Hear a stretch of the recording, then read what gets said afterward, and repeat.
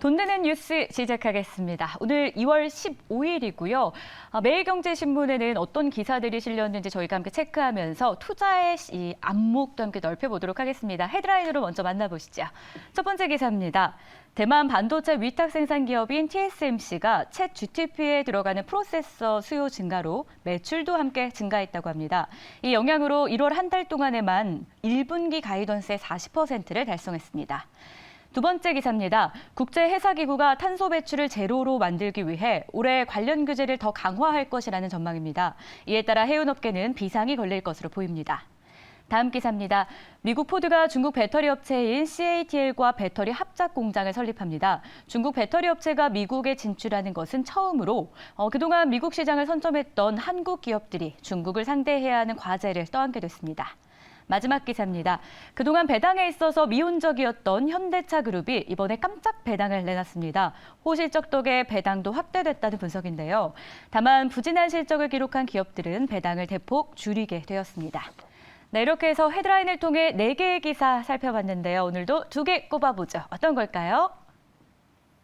네, 탄소 배출 제로를 위한 해운사들의 움직임, 또 배당 강자로 등극한 기업들의 이야기 다뤄봅니다. 함께 하실 분 먼저 소개하죠. 이종근 시사평론가 모셨습니다. 안녕하세요. 네, 안녕하십니까? 네, 반갑습니다. 첫 번째 기사 이야기부터 해보죠. 국내 해운업계에 비상이 걸렸다고 해요. IMO, 그러니까 국제해사기구인데요.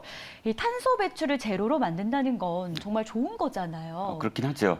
그런데 이게 좀 규제가 갑자기 또 강화되면 네네. 관련 업계에는 비상이 걸릴 수밖에 없을 것 같습니다. 그렇습니다. 관련된 소식 좀 전해주시죠. 네, 지금의 규제는 어디까지 돼 있냐면 2018년도에 이제 마련한 발표인데요. 2050년까지 탄소 배출량을 50% 감축하겠다라고 계획을 발표했었습니다. 그런데 계속 이 회사 기구가 이 관련해서 더 규제를 해야 된다라는 내부 논의가 거듭됐습니다. 결국 올해 7월에 아까 말씀하셨던 대로 제로를 만들겠다. 즉 100% 모든 탄소 배출량을 100%로 감축하겠다라고 아마 발표를 할 가능성이 높아졌다는 겁니다. 우려되는 것은 이렇게 2050년까지 갑작스럽게 이제 50%가 더 늘어나는 그래 완전히 100%까지 달성을 하려면 우리나라 그 해운사들이 다 바꿔야 되거든요. 안 그러면 지금 부과를 하게 돼 있는데 부과금 사실 이게 조금 계속 논의가 됐던 게 네. 부과금을 얼마를 할 것인가 이 논의가 굉장히 지지부진했었어요. 약 한 10년간 왜냐하면 각국의 이해관계가 다 다르잖아요. 네. 규모도 다르고 경쟁을 해야 되니까. 그런데 이번에 그것이 타협을 볼 수 있다라는 겁니다. 지금 추정하기로는 톤당 약 100달러에 그러니까 일정 기준 이상을 배출하면 그러니까 탄소가 1%라도 배출을 하게 되면 이제 2050년부터는 부과금을 이제 네. 부과하는데 톤당 100달러로 지금 추산하고 있어요. 그러니까 어마어마한 거죠. 해수부가 추산하기로는 부과금이 약 800억 달러로 지금 예상된다는 네. 겁니다. 그러니까 엄청난 지금 부담을 느낄 수밖에 없죠. 정말 800억 저는 생각해 본 적도 없긴 네, 하지만 네, 말만 들어도 부담이 될 것 같습니다. 네. 그런데 이런 리스크도 있지만 최근에 해운 운임 지수까지 좀 떨어지고 있는 모습이에요. 악재의 악재인가요? 네, 그렇습니다. 뭐 해운 운임 지수는 떨어질 것으로 사실 예상됐었죠. 왜냐하면 경기가 너무 침체되고 있잖아요. 해운 운임은 결국은 물동량인데 네. 경기가 침체될수록 물동량이 그만큼 줄어들 수밖에 없으니까요. 지금 기록을 보면 해외 운임의 기준이 되는 싱가포르 컨테이너 운임 지수가 1천을 지금 하락했습니다. 1천선을 이렇게 하향으로 돌파가 돼서 지난 10일에 995.16을 기록했거든요. 기억하시겠지만 사실 컨테이너 물량이 지난 코로나 때 갑작스럽게 좀 늘어났었어요. 그래서 지난해 1월 사상 최고치 5,109점 6을 기록했던 때에 비해서는 어마어마하게 떨어진 것이고요. 지금 1000m로 떨어진 건 2년 8개월 만이랍니다. 그러니까 사실 엄청난 부담이 될 수밖에 없고요. 아까 말씀드렸듯이 이게 해운 수요가 점점 줄어들고 또 공급 과잉, 선박에 대한 공급 과잉이 일어나서 하락은 더 지속될 것으로 보입니다. 네, 국제적인 환경 규제라고 좀 볼 수 있을 것 같아요. 네. 아무래도 우리한테만 해당되는 내용은 아니잖아요. 그러다 보니까 정부 차원에서 좀 도움이 필요하지 않을까 이런 생각이 드는데 정부도 움직임이 있습니까? 네, 그렇습니다. 지금 선박회사들이 이 친환경 선박으로 다 대체를 해야 돼요. 그래야 될 것 같아요. 해운사들이 그러다 보면 친환경 갑작스럽게 투자를 해야 되잖아요. 네. 그 투자에 대한 지원을 지금 모색을 하고 있는데요. 아시아 최초로 해운업 탈탄소 방안을 발표를 했습니다. 좀 발빠르게 표를 그러니까 지금 그 계획을 지금 세우고 있는 것으로 보이고요. 한국해양진흥공사하고 산업은행이 약 한 4조 5천억 원 정도를 지금 공공기금으로 모금을 했습니다. 그러니까 마련해 놨습니다. 이것은 이제 기업들에게 후순위 대출로 일단 우선 지원을 하겠다라고 이제 발표를 했고요. 2050년까지니까 앞으로도 계속 이게 바꿔 나가야 될 테고 보면 전체 선박 867척을 전부 다 바꾸겠다. 일단 유럽 미주 지역에는 60%를 친환경 선박으로 바꿀 계획을 지금 세워놓고 있습니다. 친환경이라고 한다면 일단 뭐 암모니아라든지 전기라든지 그것으로 추진되는 어떤 시스템을 개발해야 하기 때문에 지원도 지원이지만 이 개발 시스템에도 아마 상당한 그런 뭐 71조인가요? 어마어마한 그런 그 규모로 투자를 해야만 빨리 이 시스템이 개발될 것 같습니다. 자, 그렇다면 다른 시각도 저희가 함께 봐야겠죠. 오히려 조선업계에는 훈풍이 불 것이다. 네. 호재로 작용될 것이다라는 이야기가 있더라고요. 네, 그렇습니다. 어떤 점이 네네. 네. 우리나라 조선업계가 조금 발빠르게 네. 이 친환경 그 선박으로 이 시스템을 좀 바꿨어요. 그래서 LNG 쪽인데요. 네. LNG 쪽으로 해서 수주가 상당히 많이 늘어났습니다. 전체 그 친환경 선박 발주 비중에서 약 한 62%로 그 배로 늘어났고요. 또 우리나라의 그런 2,606만 CT 중에 총 50%로 수주해서 1위를 달성했다는 그런 소식입니다. 그런데 이게 좋게만 볼 수는 없어요. 왜냐하면 지금 아까 맨 처음에 말씀드렸지 2050년까지는 완전한 그 탈탄소를 해야 네. 되잖아요. 근데 지금 우리가 하고 있는 것은 LNG 선박이에요. LNG 선박은 물론 다른 어떤 그런 벙커 CU를 소재로 하는 그런 그 이 선박보다는 약 한 30% 정도 탄소가 감축이 됩니다. 하지만 2050년에는 LNG도 사용을 하면 부가금이 되거든요. 그래서 LNG 이외에 암모니아라든지 전기로 되는 그런 선박을 빨리 지금 우리가 그 시장을 선점을 해야 된다라는 숙제도 남아 있습니다. 당장은 LNG 관련해서도 호재겠지만 네네. 장기적으로 봤을 때는 2050년엔 결국 그것도 안 되기 때문에 네네, 그렇습니다. 길게 보고 좀 준비를 할 필요가 있어 보입니다. 이렇게 해서 첫 번째 기사 이야기 나눠봤고요. 두 번째 기사로 넘어가 보죠. 배당 관련된 내용인데요.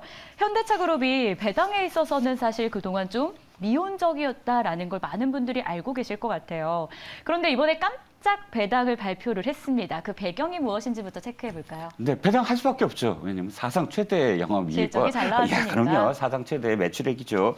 지금 현대차만 하더라도 매출액이 142조 5천억이고요. 영업이익이 9조 8천억입니다. 기아차 역시 86조 5,590억 원의 지금 매출액을 올렸고 7조가 넘는 영업이익을 올렸습니다.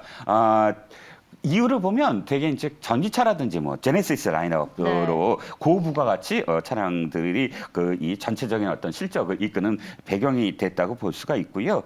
뭐 현대모비스를 포함해서 뭐 현대그룹 현대차 그룹 전체가 배당을 굉장히 높은 배당을 지금 기록할 것으로 보입니다. 현대차 외에 그러면 배당 강자 라인에 이름을 올린 기업들은 어딘지, 그러니까 결국 실적이 잘 나온 기업은 어딘지 네, 그렇습니다. 궁금합니다. 뭐 많이 소개를 하셨겠지만 종합상사, 네. 종합상사 이번에 매출 굉장히 좋았죠. 원자재 매출 뭐를 포함해서 환율 덕도 많이 봤고요. 맞아요. 그래서 LX 인터내셔널이랑 포스코 인터내셔널 각각 높은 배당을 지금 할 것으로 보이고요. 그 다음에 전통적인 배당주라고 할 수 있죠. 통신주 이번에는 LG U+가 배당으로서는 전년 대비 가장 높은 그런 증가율을 보였습니다. 전년 대비 약 한 17.6% 증가를 했고요. 물론 배당금으로는 SKT가 제일 많습니다. 7,238억인데 전년 대비 0.1% 정도로 증가 폭은 굉장히 낮습니다. KT는 11.4%로 전년 대비 10.4% 증가한 5,018억 원을 지금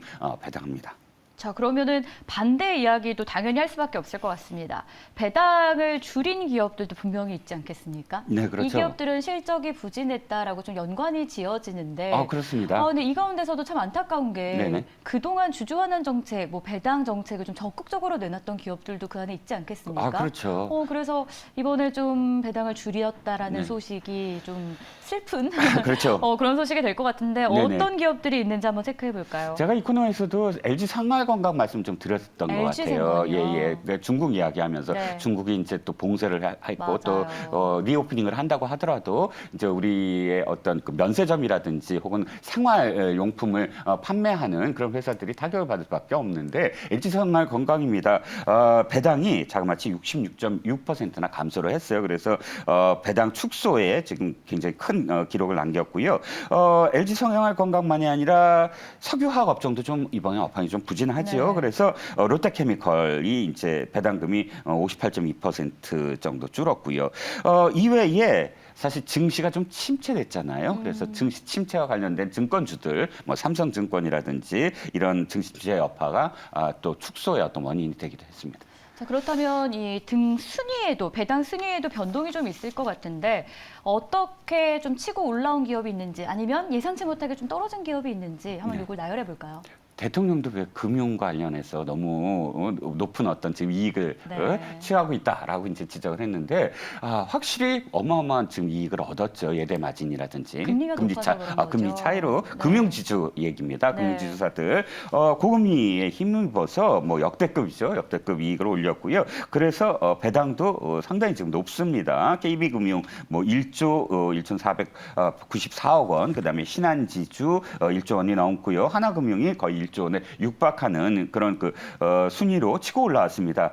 전통적으로 배당이 높았던 그 철강 쪽이죠. 포스코 홀딩스는 이번에 좀 시향이 약간 부진해서 순위가 좀 이런 게 안타까운 케이스일까요? 그렇죠. 좀 밀려났고요.